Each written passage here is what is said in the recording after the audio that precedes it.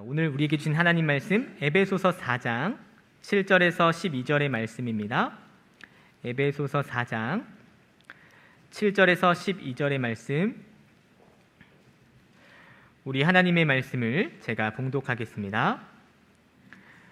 우리 각 사람에게 그리스도의 선물의 분량대로 은혜를 주셨나니 그러므로 이르기를 그가 위로 올라가실 때에 사로잡혔던 자들을 사로잡으시고 사람들에게 선물을 주셨다 하였도다. 올라가셨다 하였은즉 땅 아래 낮은 곳으로 내리셨던 것이 아니면 무엇이냐? 내리셨던 그가 곧 모든 하늘 위에 오르신 자니 이는 만물을 충만하게 하려 하심이라. 그가 어떤 사람은 사도로, 어떤 사람은 선지자로, 어떤 사람은 복음 전하는 자로, 어떤 사람은 목사와 교사로 삼으셨으니 이는 성도를 온전하게 하여 봉사의 일을 하게 하며 그리스도의 몸을 세우려 하심이라. 아멘. 네, 지난주에 코로나에 걸려서 우리 성도님들 심령 끼쳐서 죄송합니다. 여러분들 또 기도와 또 염려 덕분에 또 이렇게 잘 회복되었습니다. 감사합니다. 우리 일주일 만에 다시 만났는데 우리 같이 인사 좀 나누실까요? 앞뒤 좌우에 계신 분들 인사하시죠. 반갑습니다. 네, 건강하십시오. 주님의 은혜와 평강이 함께 하시기 바랍니다. 네.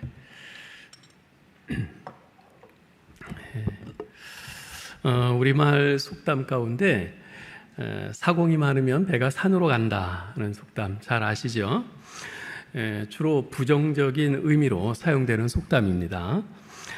배는 강으로, 바다로, 호수로 좀 물러가는 것이 정상이죠. 그런데 그런 배가 산으로 간다면 그것은 물론 비정상이겠죠. 그러나 그것은 비정상이기도 하지만 다른 의미에서 보면 기적입니다. 그렇지 않습니까? 결코 산으로 올라갈 수 없는 배가 산으로 올라간다면 그건 기적이 아니고 뭐겠어요? 그런데 그런 기적이 일어나기 위해서는요, 한 가지 조건이 필요합니다. 사공이 많아야 합니다. 네, 사공이 많아야 돼요.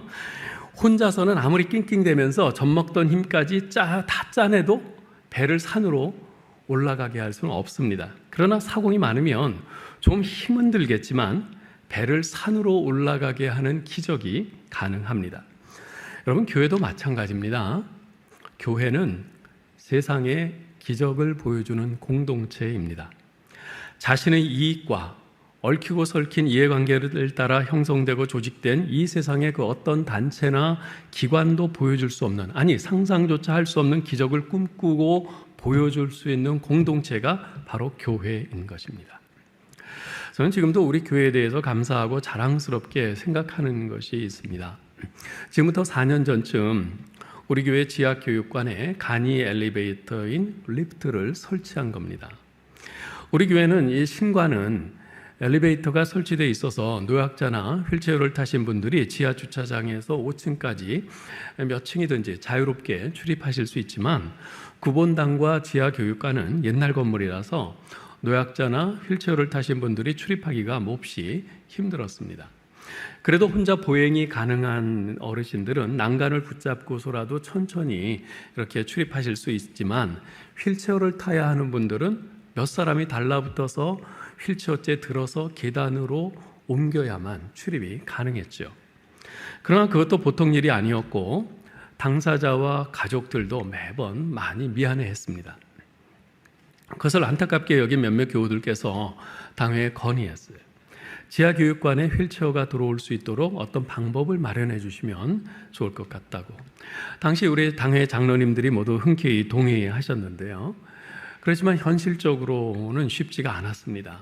현대식 건물이 아닌 이렇게 낡은 옛날 건물에서 어떤 방식으로 할 수 있을까 참 많이 고심을 했죠. 그 결과 간이 엘리베이터는 리프트를 설치하는 방법을 찾아냈고 그래서 지금처럼 지하교육관 한쪽에 설치하게 된 겁니다. 사실 이 리프트는요, 실제로 사용하는 날보다 사용하지 않는 날이 훨씬 많습니다. 게다가 당시에 휠체어를 타고 교회에 오는 지체들이 한두 명밖에 안 됐는데 그 한두 명을 위해서 그렇게 한다는 것은 비효율적이라고 볼 수도 있습니다. 효율성을 최고의 가치요 미덕으로 생각하는 오늘날 세상의 가치 기준에서는 결코 상상할 수 없는 일이죠. 그러나 우리 교회 당의 장로님들과 교우들은 교회라면 그렇게 하는 것이 마땅하다 생각해서 적지 않은 비용을 들여서 그 리프트를 설치했고, 그에 대해 저는 이제까지 그 어느 교우 한 사람 불평하는 것을 본 일이 없습니다. 저는 그것을 생각할 때마다 우리 교회가 감사하고 자랑스럽습니다. 사랑하는 성도 여러분, 이것이 바로 교회입니다.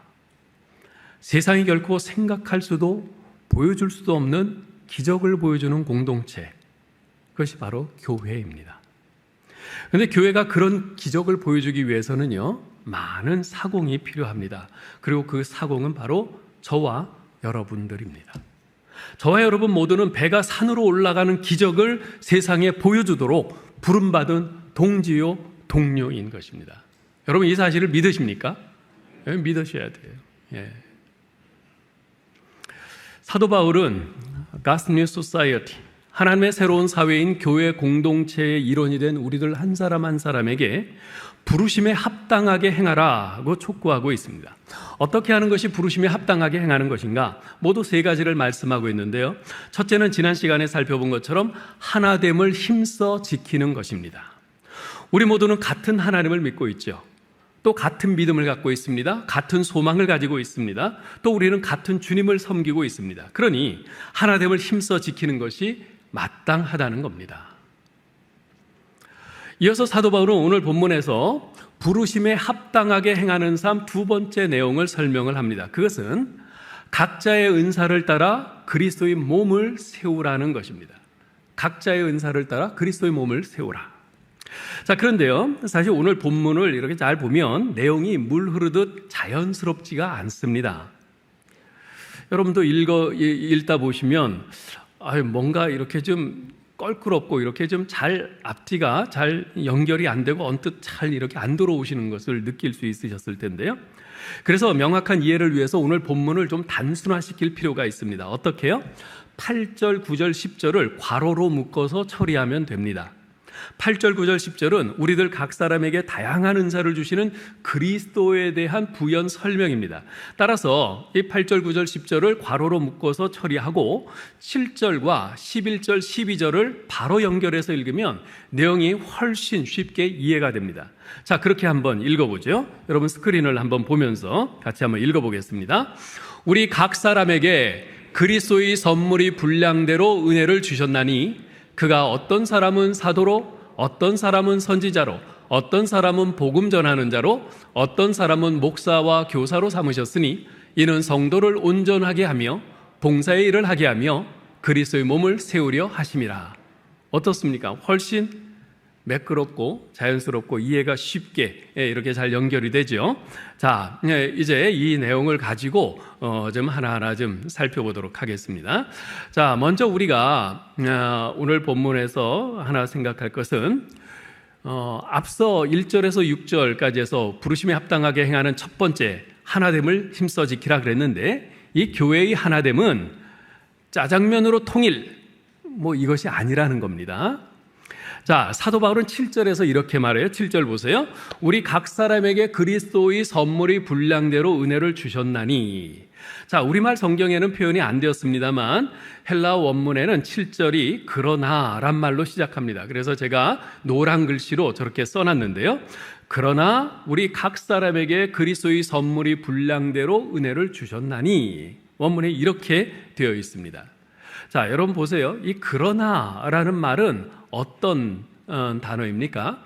앞의 내용과 대비가 되는, 또 심지어는 반대가 되는 그런 내용을 이을 때 쓰는 접속사가 이 그러나라는 접속사 아니겠어요? 앞에 1절로 6절에서 바울은 우리 모두가 하나됨을 힘써 지켜야 한다 이렇게 강조했습니다. 교회의 통일성을 강조한 것이죠. 그런데 그 교회의 통일성에 대해서 하나가 돼야 된다 할 때 이 통일성에 대해서 사람들이 오해할 수가 있어요. 그래서 그러나란 말로 그 통일성, 하나됨이 어떤 하나됨이냐 하는 것에 대해서 밝히고 있는 겁니다. 그 교회의 통일성은 획일적인 통일성을 뜻하지 않는다는 겁니다.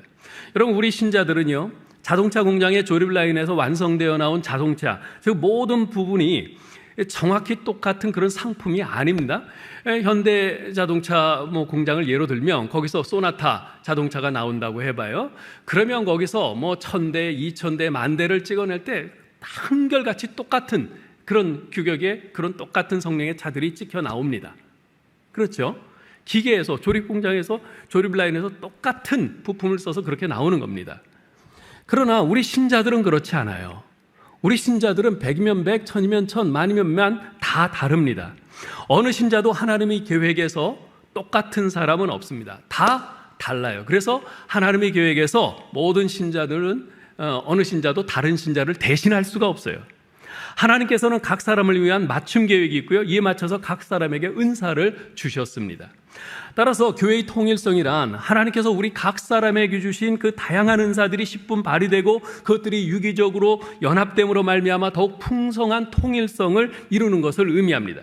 마치 음식점에 가서 시간도 없는데 짜장면으로 통일 이러는 것이 아니라 짜장면도 시키고 짬뽕도 시키고 볶음밥도 시키고 탕수육도 시키고 각자의 취향에 따라 다양하게 시켜서 그것을 한 상에 놓고 함께 나눠 먹음으로써 그 식탁이 더욱 풍성해지는 바로 그런 통일성인 것입니다.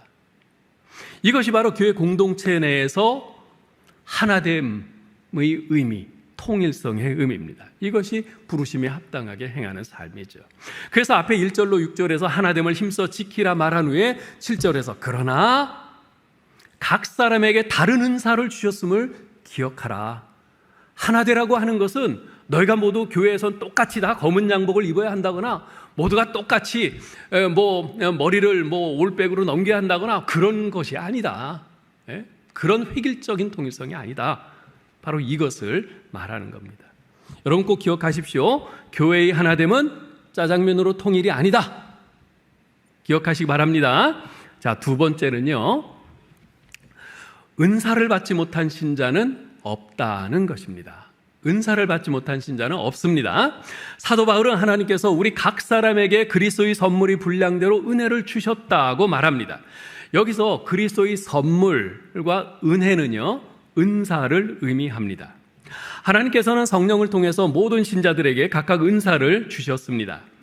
여러분, 은사를 받지 못한 그리스도는 아무도 없습니다. 저 같은 목사뿐만 아니라 여러분 모두도 다 성령의 은사를 받으셨어요. 혹시 여러분 가운데는 목사님 저는 은사가 없는 것 같은데요? 이렇게 생각하시는 분들이 있을지 모르겠어요. 아무리 생각해봐도 별로 은사가 없는 것처럼 느껴질 수 있습니다.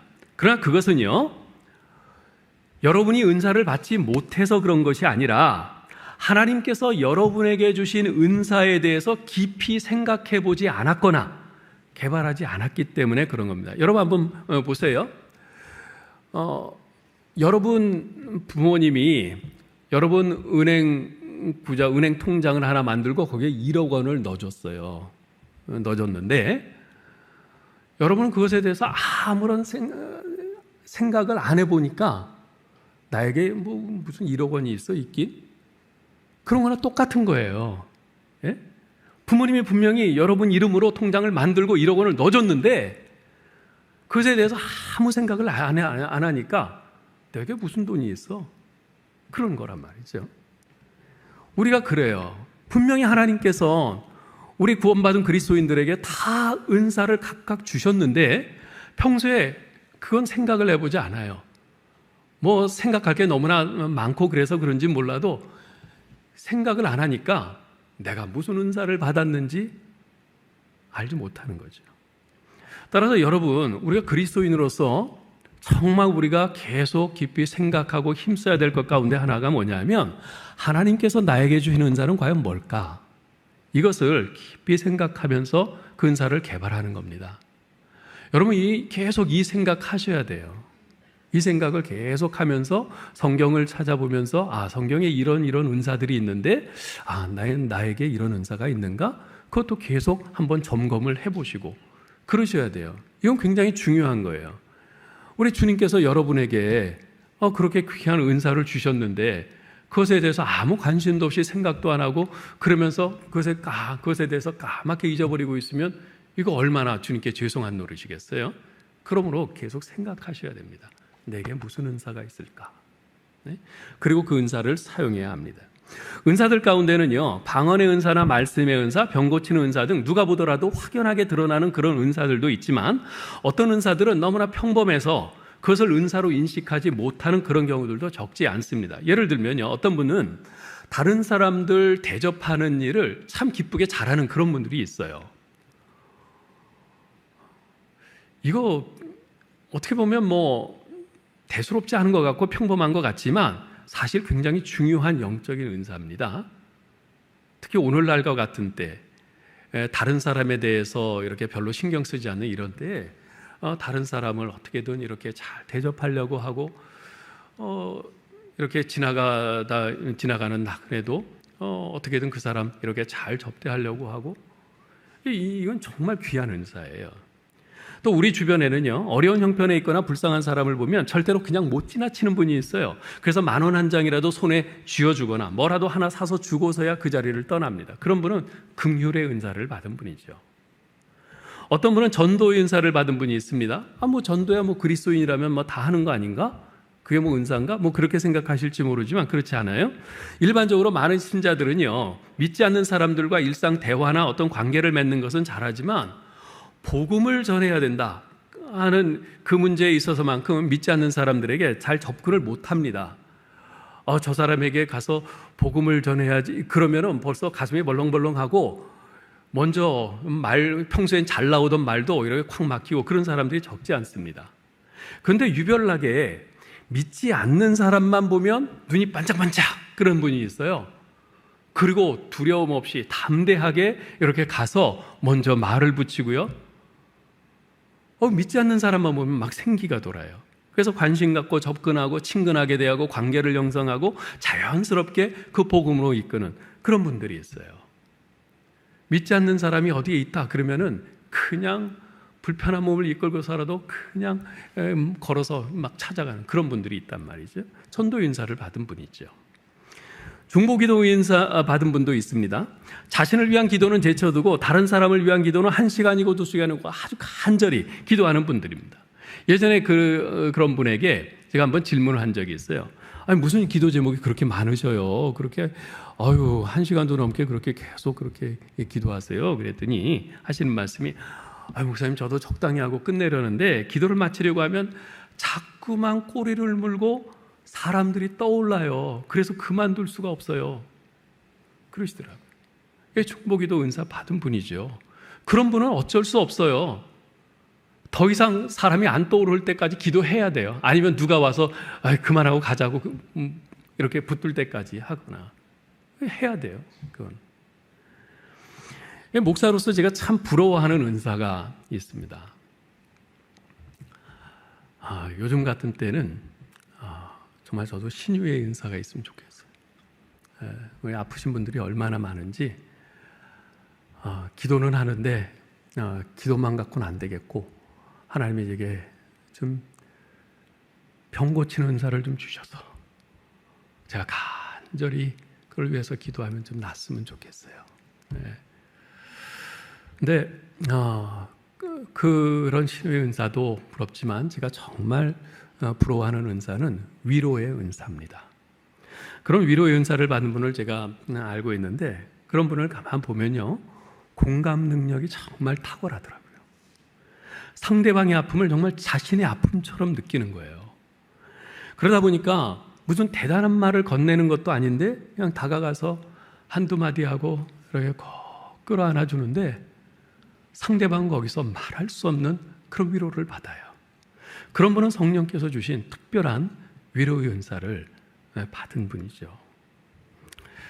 여러분들 중에는 자신에게 어떤 은사가 있는지 알고 있는 분들도 있을 것이고 그렇지 못한 분들도 있을 줄 압니다.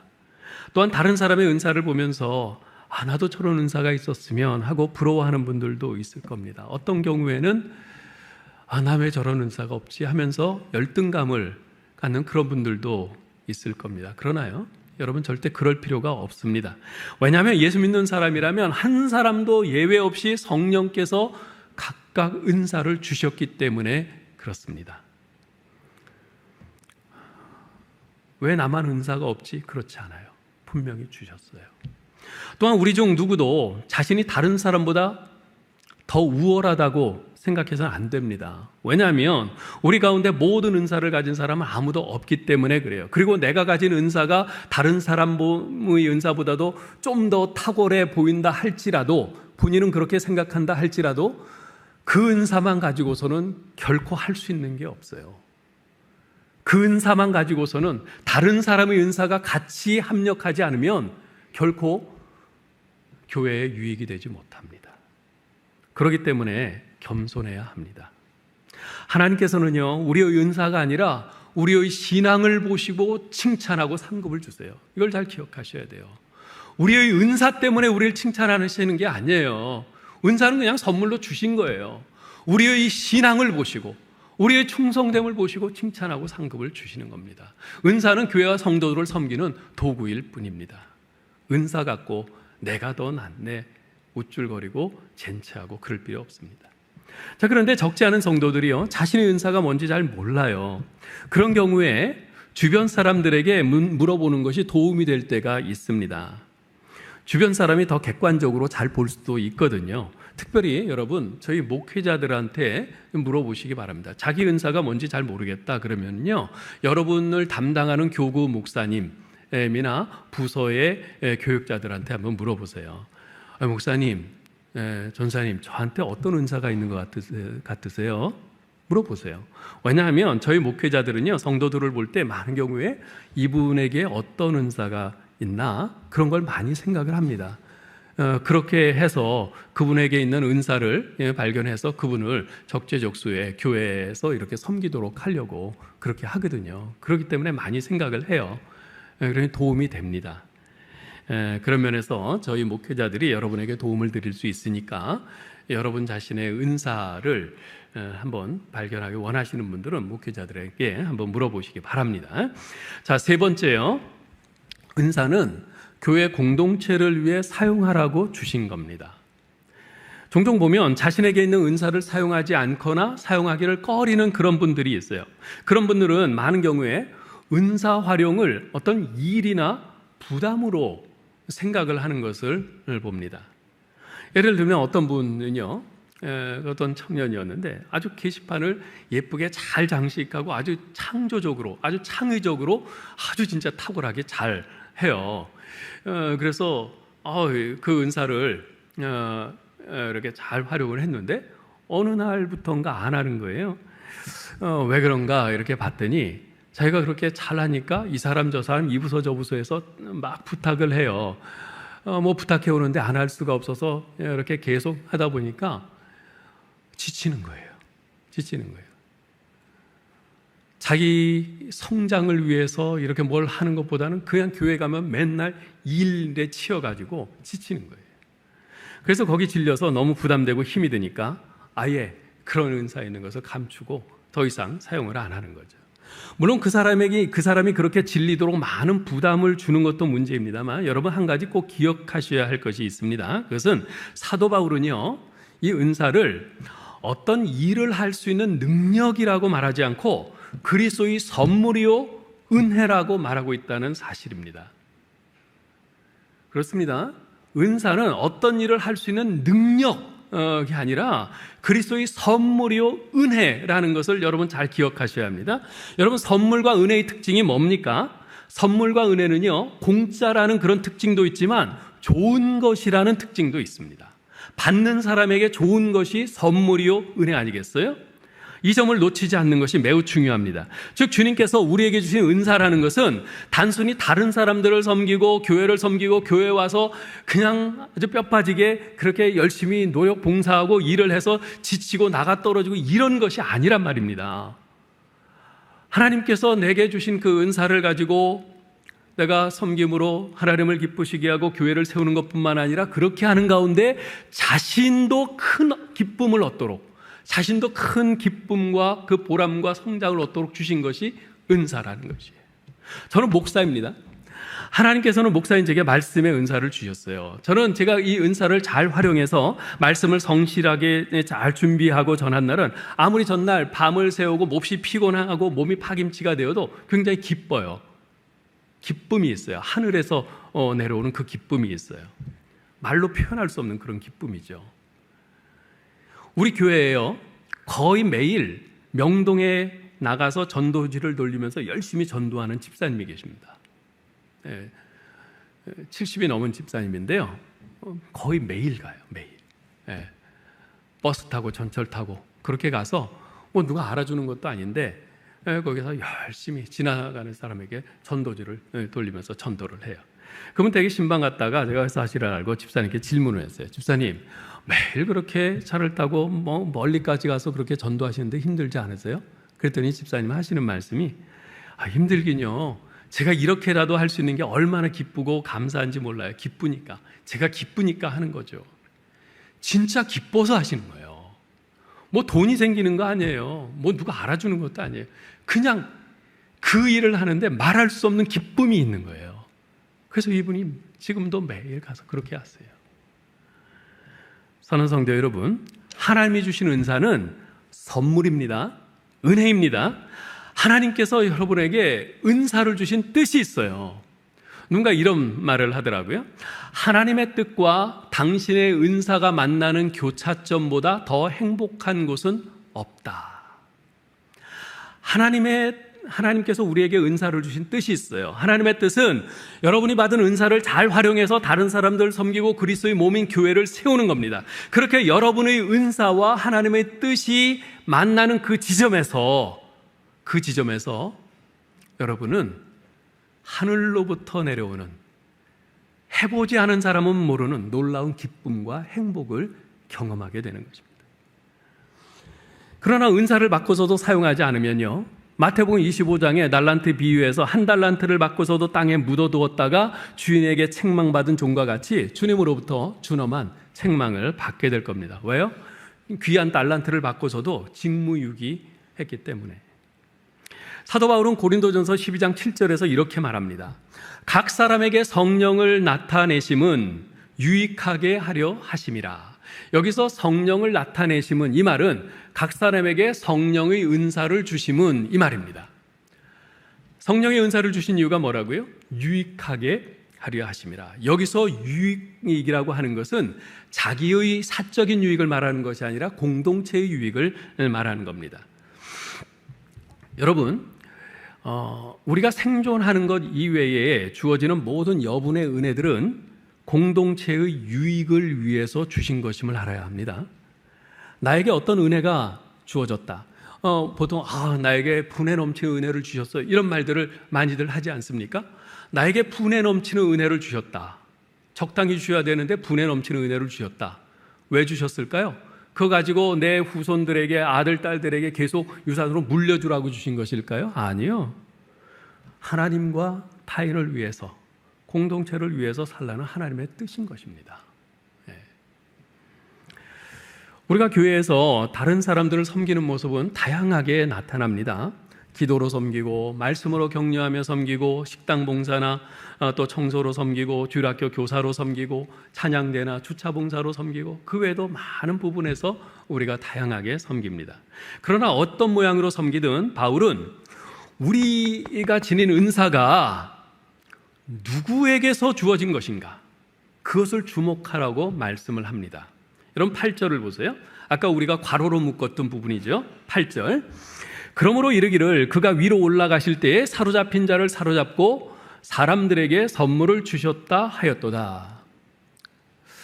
이 말씀은 시편 68편 18절을 인용한 것입니다. 시편 68편은요, 원래 애굽에서 이스라엘 백성을 건지시고 그 백성을 세상으로 보내신 하나님의 승리를 기념하기 위해서 다윗이 지은 시입니다.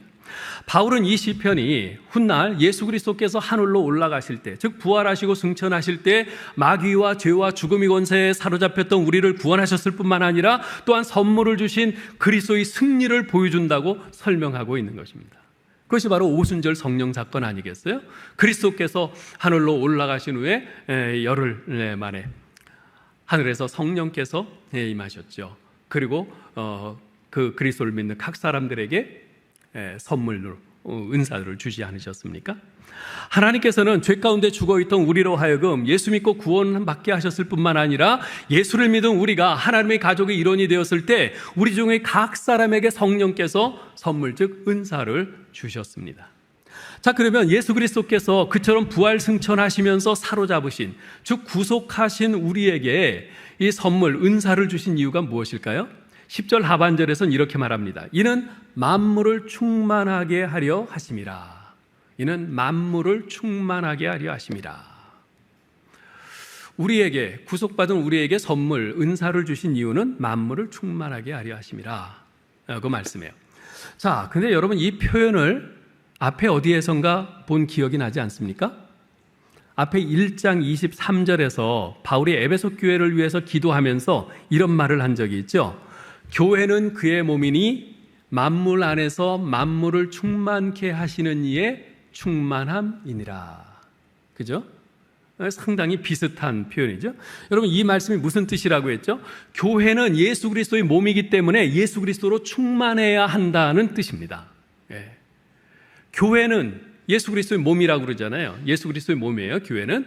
그렇다면 교회는 예수 그리스도로 충만해야 돼요. 그게 바로 이 말이에요. 네. 즉 교회는 예수 그리스도의 사랑, 예수 그리스도의 은혜, 예수 그리스도의 능력으로 충만해서 무사람들이 교회를 볼 때 예수 그리스도를 볼 수 있어야 돼요. 예수 그리스도의 사랑을 거기서 보고 예수 그리스도의 은혜를 보고 예수 그리스도의 능력이 어떤 것인지를 볼 수 있도록 해야 된다는 말입니다. 그렇게 될 때 이 세상도 그분의 사랑과 은혜와 능력에 의해서 새로워질 수 있다는 겁니다. 그래서 사도 바울이 에베소 교회를 위해서 기도할 때 그 기도의 요점은 하나님, 이 에베소 교회가, 에베소 교인들이 세상에 주님의 충만함을 보여주는 그런 성도들, 그런 교회가 되게 해 주옵소서, 바로 이렇게 기도하는 것이었습니다. 그런 삶을 사는 신자가 능력 있는 신자고 그러한 교회가 능력 있는 교회인 것입니다. 사람이 많이 모이는 교회, 재정이 어마어마한 교회가 능력 있는 교회가 아니라 그 교회를 보니까 예수님이 어떤 분이신지 알겠더라. 그 교회가 능력 있는 교회입니다. 예? 뭐 방언 막 하고 뭐 이런저런 은사를 많이 가진 그런 신자가 능력 있는 신자가 아니라 저 사람을 보니까 예수님이 어떤 분이신지를 내가 알겠더라. 저 사람을 보니까 예수님을 믿고 싶다. 이런 신자가 정말 능력 있는 신자라는 겁니다. 마찬가지입니다. 주님께서 우리 신자들에게 은사를 주신 것은 그 은사로 잘난 체하고 우쭐대라고 주신 것이 아니라 그 은사를 잘 사용해서 그리스도의 몸된 교회를 온전히 세우라는 겁니다. 여러분, 우리 각자가 받은 그 은사를 가지고 교회에서 그 은사를 잘 활용해서 잘 충성스럽게 섬기면 우리 화성교회가 그리스도의 온전한 몸을 이루게 됩니다. 그렇게 되면 우리 교회를 사람들이 보면서 아, 예수님이 바로 이런 분이구나 알게 되는 겁니다. 바로 그러라고 은사를 주신 것이에요. 그렇게 해서 이 세상에 주님의 충만함을 보여주라는 거죠.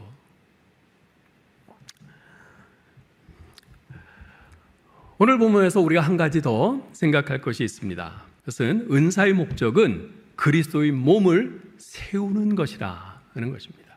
은사의 목적은 그리스도의 몸을 세우는 것입니다. 사도 바울은 각자의 은사를 따라 그리스도의 몸을 세우라고 말하면서 그 예로서 하나님께서 교회에 주신 여러 가지 직분들을 언급합니다. 11절에 보면 사도, 선지자, 복음 전하는 자, 목사와 교사, 이런 직분들을 언급을 합니다. 여기서 목사와 교사는 같은 사람을 지칭하는 직분인데요. 사도 바울은 이처럼 당시 초대교회에 있던 중요한 네 가지 직분을 언급했는데요. 자, 근데 보세요. 교회의 직분이 이 네 가지밖에 없습니까? 더 있죠. 장로도 있고 집사도 있고 그렇지 않습니까? 예? 다른 직분들이 더 있단 말이에요. 그런데 여기서 이 네 가지 직분만 언급한 것은 이 직분들이 가장 중요해서 이렇게 언급한 것이 아니라 아까 우리가 7절과 11절을 바로 연결해서 보았듯이 각자의 은사를 따라 그리스도의 몸을 세우라 그렇게 말을 하면서 각각에게 이런 은사들을 주시지 않았느냐 예로서 그렇게 설명을 하는 겁니다.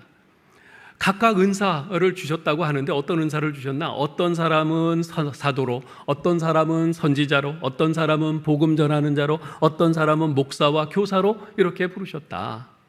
이런 은사들을 다 각각에게 주셨다.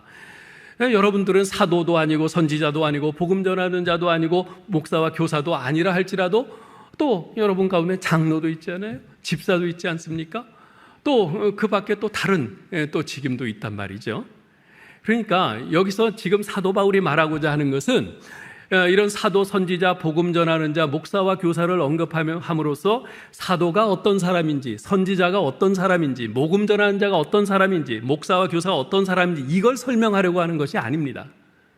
이렇듯 다양하게 각 사람에게 어떤 사람에겐 이런 은사와 직분을, 어떤 사람에겐 이런 은사와 직분을 이런 예로서 그냥 설명을 했을 뿐입니다. 따라서 지금 오늘 본문에서는 사도가 어떤 사람인지, 선지자가 어떤 사람인지, 복음 전하는 자, 목사와 교사가 어떤 사람인지 이거를 설명하는 것은 이 본문의 주제에 맞지 않습니다. 중요한 것은요, 어떤 사람이 예수 믿고 교회 공동체 안에 들어올 때 하나님께서는 그 사람으로 하여금 교회 공동체의 어떤 한 부분을 맡도록 그에게 은사를 주시고 직임을 맡기신다는 겁니다.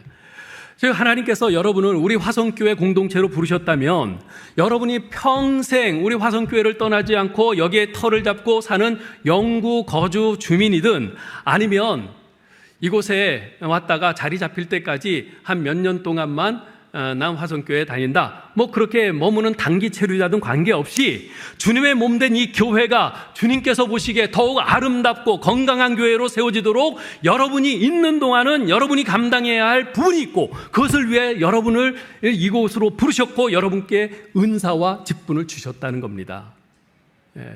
따라서 여러분이 여기에 뭐 1년을 있든 5년을 있든 10년을 있든 평생을 있든 여러분에게 주어진 그 은사와 직분을 따라서 있는 동안 힘써 충성하는 것, 그것이 여러분들이 주님을 사랑하는 것이고 주님께서 맡기신 그 직분에 충성하는 것이에요. 그것이 주님의 몸된 교회를 바르게 세워가는 길인 것입니다. 이것이 바로 주님의 몸된 교회의 지체되는 우리들에게 은사와 직분을 주신 이유입니다. 오늘 본문 12절에서 사도 바울은 이렇게 말합니다. 이는 성도를 온전하게 하며 봉사일을 하게 하며 그리스도의 몸을 세우려 하심이라. 주님께서 우리에게 이렇듯 다양한 은사와 직분을 주신 것은 그 은사와 직분의 서열을 매기기 위함이 아닙니다. 한 공동체를 이루고 있는 서로를 온전케 하라고, 봉사의 일을 하라고, 그래서 그리스도의 몸된 교회를 세우라고 은사도 주시고 직분도 주신 것입니다. 그런데 이러한 주님의 의도와는 달리 은사와 직분을 서로 비교하면서 서열을 매기는 일들을 왕왕 보게 됩니다. 아니, 많은 그리스도인들이 이미 그런 의식을 자기도 모르게 잠재적으로 가지고 있는 것 같아요. 교회에서 직분의 서열을 매기는 일들이 뭐 어제 오늘 이야기가 아니지 않습니까? 목사가 가장 높고, 그것도 뭐 담임 목사가 가장 높고, 뭐 부목사, 그 다음에 장로, 뭐 안수 집사와 권사, 그 다음 서리 집사, 그 다음에 아무 직분 없는 평신도, 이런 식의 생각을 갖는 사람들이 의외로 많습니다. 은사도 마찬가지예요. 예언의 은사, 병 고치는 은사, 방언하는 은사가 어떤 대접하는 은사, 섬기는 은사보다 왠지 더 있어 보이고 더 대단한 은사라고 그렇게 생각하는 분들이 있어요. 정말 그렇습니까? 천만에요. 여러분 절대 속지 마시기 바랍니다. 성경 어느 곳에서도요, 은사와 직분에 대해서 그렇게 말한 적이 없습니다. 은사와 직분에 대해서 우리가 취해야 될 합당한 자세가 뭔가? 그것은 하나님께서 내게 주신 은사와 직분을 감사히 받아들이고 개발하면서 동시에 다른 사람의 은사와 직분을 존중하는 것입니다. 존중하는 것이에요. 예. 여러분, 내가 저 사람에게 있는 그 은사 부러운데 그 은사가 나에게 없다고 그래서 그것 때문에 내가 너무 안타까워할 필요 없어요. 내가 그 은사를 가지고 있는 그 사람과 잘 지내면, 서로 합력하고 잘 지내면 그 사람이 가진 은사, 내 은사 합쳐서 시너지 효과가 나는 거예요. 내가 그 은사를 갖고 있지는 않지만 그 사람과 내가 잘 지내면 그 사람의 은사와 내 은사가 같이 합해지는 거예요. 내가 가진 거나 마찬가지가 되는 거예요. 근데 교회 사역을 하다 보면 안타까운 일들이 종종 있어요. 간혹 보면 자기가 받은 은사와 직분, 사역은 하찮게 여기면서 무대 중앙에서 스포트라이트 받는 것, 그 일에만 집착하는 그런 분들이 있어요. 여러분, 다른 사람의 주목을 받는 일, 남이 우러러보는 일만이 사역이 아닙니다. 교회의 장로나 리더로 뽑혀야만 하나님의 일을 하는 것은 더더욱 아닙니다. 사역은 하나님께서 내게 특별히 맡겨주신 일을 하는 거예요. 나에게 맡겨주신 일을 하는 것이 사역이에요. 내가 부러운 그 무엇을 하는 게 아니라. 남의 일이 더 귀중해 보여도 내가 하면 더 잘할 것 같아도 우선은 하나님이 내게 맡겨주신 일을 잘하는 것, 그것이 바로 교회 사역의 자세인 것입니다. 여러분에게 주어진 직분과 사역이 무엇이든지 그것을 잘하셔야 그리스도의 몸된 교회가 온전히 세워질 수 있는 겁니다. 그런 의미에서요, 여러분은 모두 자신이 맡은 부분에서 홈런을 치셔야 돼요. 자신이 맡은 부분에서 홈런을 치셔야 돼요. 예배 시간에 찬양을 맡은 분들은 정말 기도하면서 영감 있는 찬양으로 홈런을 치셔야 되고요.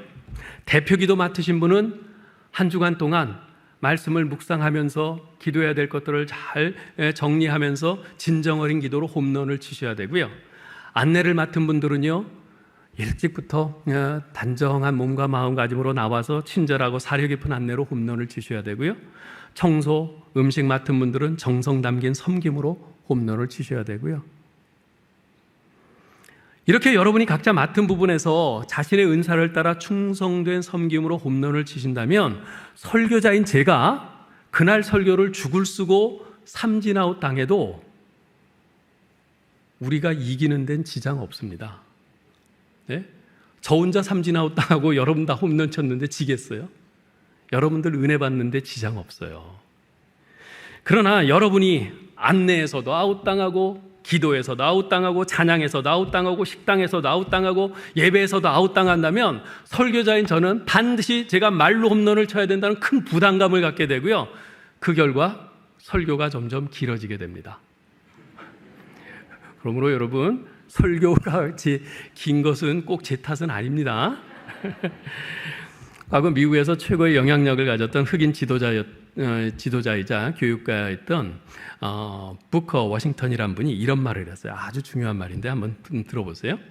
밭을 가는 사람이 시를 쓰는 사람과 똑같이 그가 하는 일에 긍지를 느끼지 못한다면 우리 사회에서 경쟁은 더 이상 번영을 이끌어낼 수 없습니다.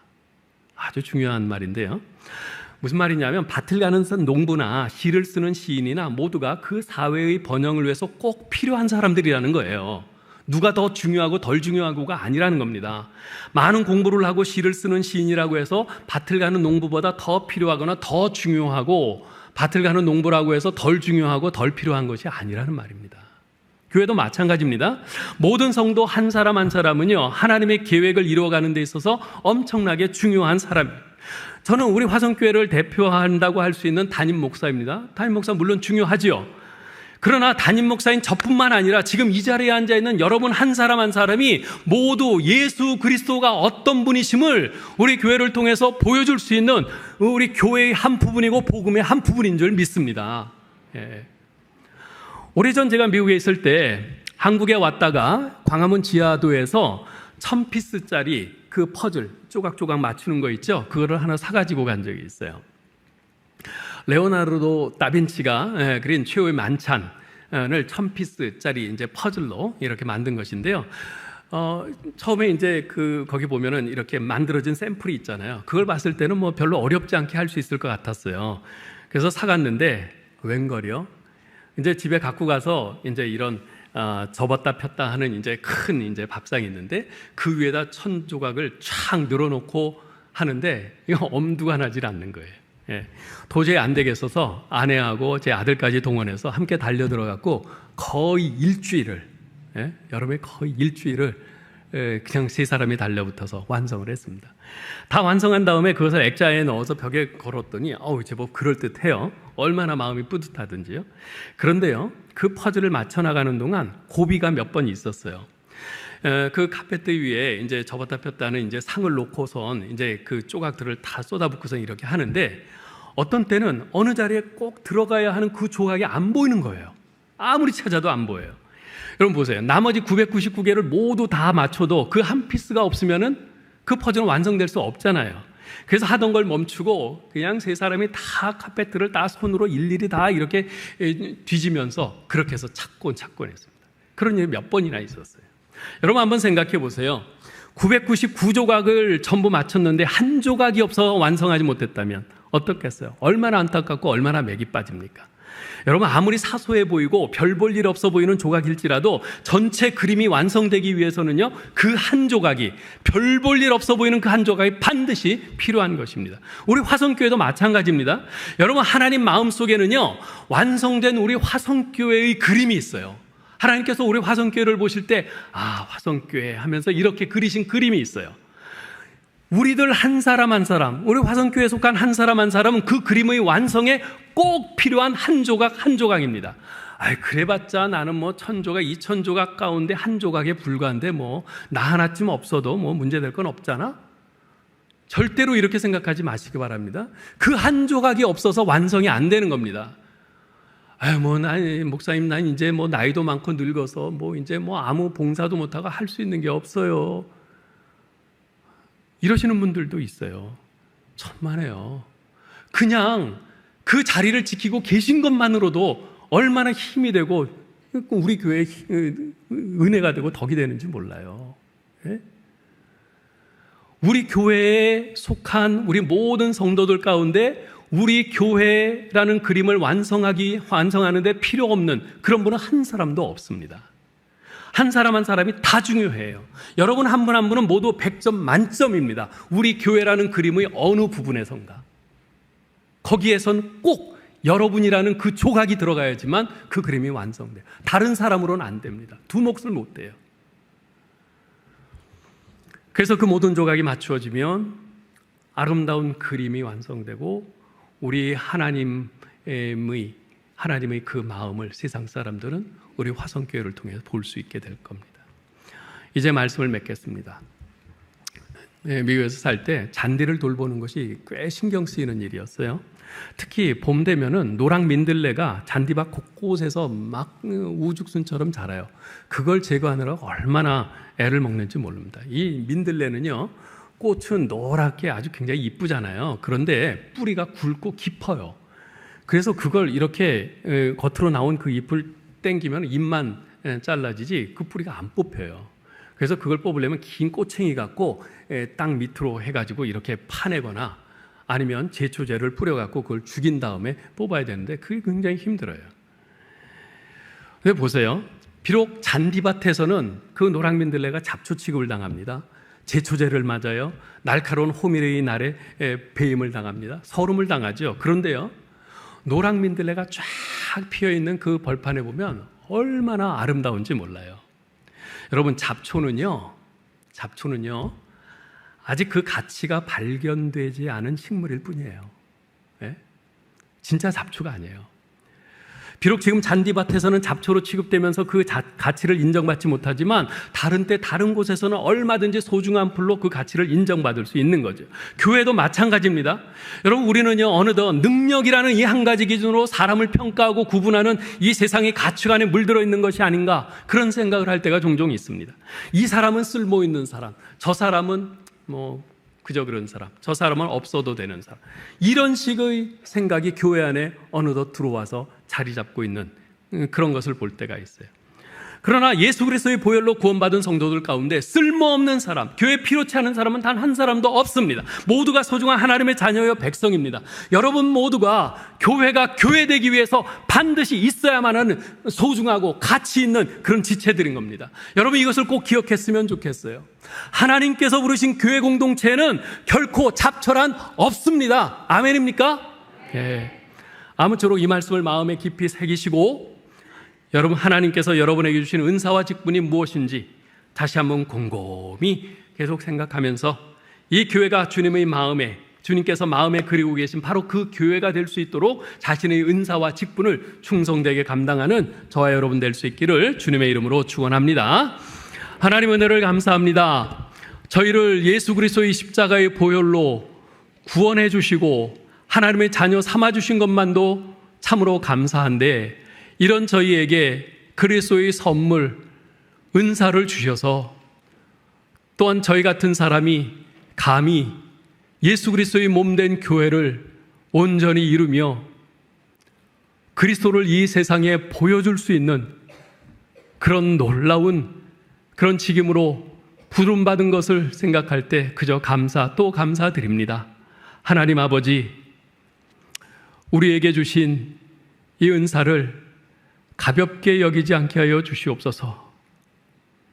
주님께서 부활 승천하시면서 성령을 보내셔서 우리에게 주신 이 귀한 은사를 아무쪼록 깊이 생각하고 잘 발견하고 개발하여 그 은사를 우리 교회에서 적재적소에 우리가 잘 충성되게 사용함으로 주님의 몸된 교회를 온전히 세우고, 그래서 우리 교회가 이 세상에 우리 주님이 어떠한 분이심을 세상에 보여줄 수 있는 그런 귀한 한 부분의 역할을 감당하는 우리 모두 되게 하여 주옵소서. 예수 그리스도의 이름으로 기도하옵나이다. 아멘.